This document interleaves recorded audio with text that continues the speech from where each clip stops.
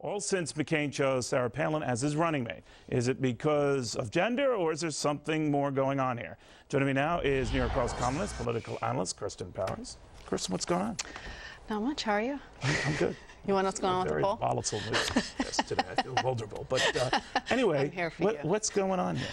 Well, I think there's a lot of different things going on. I don't think it's just because she's a woman, but certainly being a woman got people's attention, and a lot of women are identifying with her. But I think a lot of it is her sort of working class, blue collar background. Her husband's a union worker. A lot of these people are independents, or they're undecided Democratic voters, and I think that she's really caught their attention. And there are a lot of people who are unsure about Barack Obama, and I think that in some ways, they've been drawn to this ticket because they see it as being more change, But you had argued in a very well-written column that the attacks are actually galvanizing. Well, yeah, as I said, there's so many things going on, and then one of the things is I think that the over-the-top attacks from the media were so brutal that it's also allowed her to come out and be very strong. She was very tough in her convention speech, and she was able to do that because she was under such attack that it seemed appropriate. If she'd just done that, if she'd gotten a respectful response, I think people would have thought, "What's her problem?" But the media is still doing it. They're still doing it, and I think that you have to remember, probably the only people in this country that have a lower approval rating than Nancy Pelosi and her Congress are the media.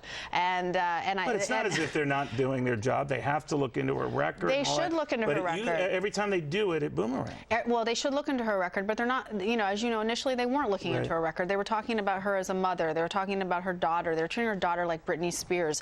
A lot of the reporting on her record is just wrong. It's just factually incorrect, and they've had to do retractions, and they've had to correct things.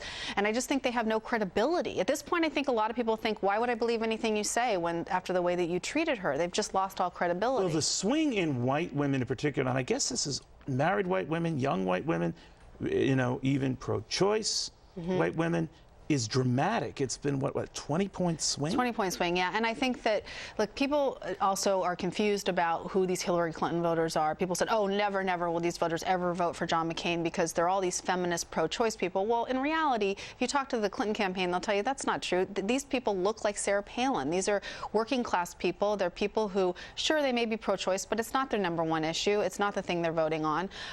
So it's not necessarily going to make them not vote for John McCain. Or it seems so frothy. She was almost like an internet stock lady.